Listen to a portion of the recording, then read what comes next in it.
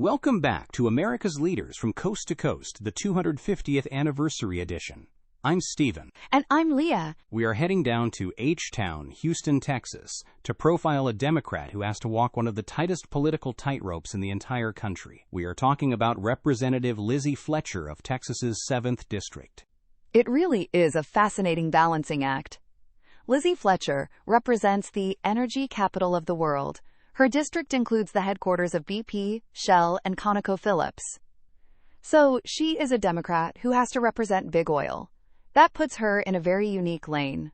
She was elected in 2018, flipping a seat that had been Republican for 50 years. It was actually George H.W. Bush's old seat. She won by convincing suburban, college-educated voters that she was a moderate problem solver, not a radical. Before Congress, she was a high-stakes business lawyer at Vinson & Elkins, so she speaks the language of the boardroom fluently. To understand why her district flipped, you have to look at the demographics. This isn't the same West Houston of the 1980s. Not at all. It is incredibly diverse and wealthy. Texas District 7 covers the wealth belt of Houston River Oaks, Bel Air, and West University Place. But it also stretches into Fort Bend County, specifically Sugar Land, which is one of the most diverse suburbs in America. The district is about 30% Hispanic and has a massive Asian American population, nearly 20%. It is highly educated. Something like 60% of adults here have a college degree. These are the exact kind of voters, affluent, diverse, educated, who have fled the GOP in the Trump era. But despite being a Democrat, she can't just follow the National Party line on energy. No, she would lose her seat overnight. She sits on the Energy and Commerce Committee, where she is the vice-ranking member. She is constantly pushing back against her own party on things like natural gas bans or pausing LNG exports. Her argument is that energy transition needs to include the companies in her district, not put them out of business.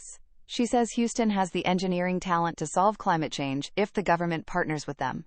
It's an all-of-the-above strategy that frustrates environmentalists but keeps her employed in Houston. She's also heavily involved in healthcare, which is the other massive employer in her district. Right. The Texas Medical Center. It's the largest medical complex in the world, bigger than downtown Dallas. It employs over 100,000 people. So she is huge on funding for the NIH and medical research. But her biggest social issue is reproductive rights. She is a vice chair of the Pro-Choice Caucus. After Roe v. Wade was overturned, she introduced the bill to protect the right to travel across state lines for abortion care.